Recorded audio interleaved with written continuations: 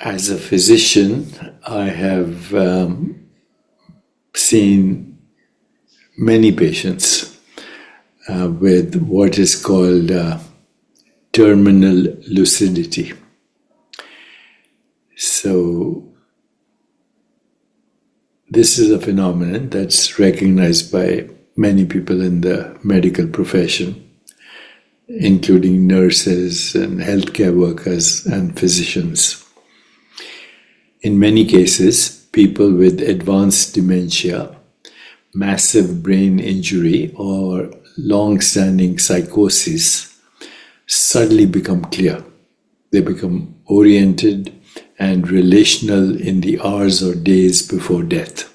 Given the degree of structural damage often present in late-stage neurodegenerative disease, this last window of ordered consciousness appears disproportionate to the brain's observable condition.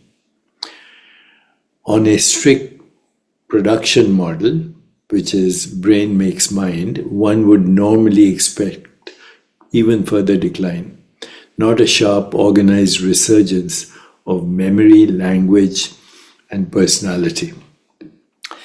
From a non-local or filter transmission view, the brain does not produce consciousness, but modulates or limits it. So a breakdown in the filter could paradoxically allow a brief, clearer expression of an underlying field of awareness as the organism lets go. In that frame, terminal lucidity looks less like an anomaly and more like a predictable easing of constraints, less spark from dying circuitry, and more momentary lifting of noise from a receiver at the end of its run.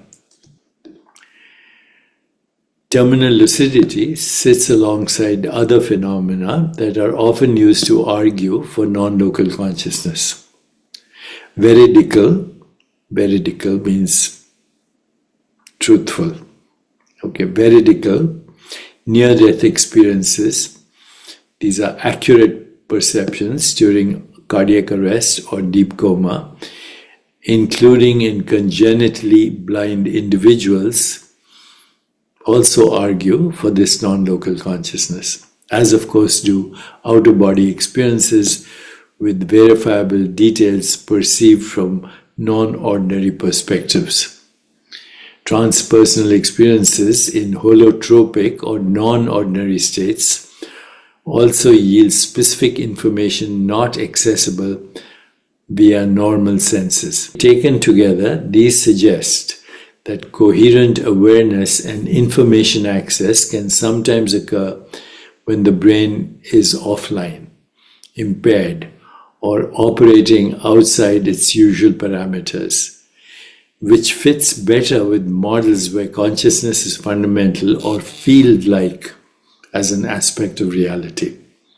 Terminal lucidity, especially in severe dementia, adds a complementary data point. Organized consciousness appearing not despite brain damage, but at its apparent maximum just as biological life is ending. Think about that. Materialist defenders, of course, who defend local brain-based point of view, say, oh, this is last change in neurochemistry, disinhibition of remaining circuits, transient network reorganization, etc., etc. So, well, maybe so, but as you know, there's no proof that the brain produces consciousness. Okay? Let's think of an example. Imagine a loved one with advanced dementia. They no longer recognize you. Their words are fragmented. Their personality seems to have dissolved. And then, a day or two before they die, they suddenly wake up. Their eyes are clear.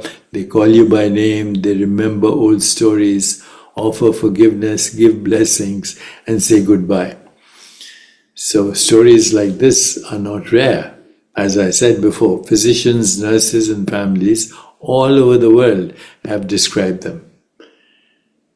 So this is what terminal lucidity is. It occurs in people with advanced Alzheimer's, other forms of dementia, major strokes, brain injuries, long-standing debilitative psychiatric conditions, and suddenly there's recognition of loved ones that they had forgotten. There's speech which is coherent. There's recalling of specific memories. There's expression of unfinished business, blessings, and even final wishes. So, what is going on? What is going on?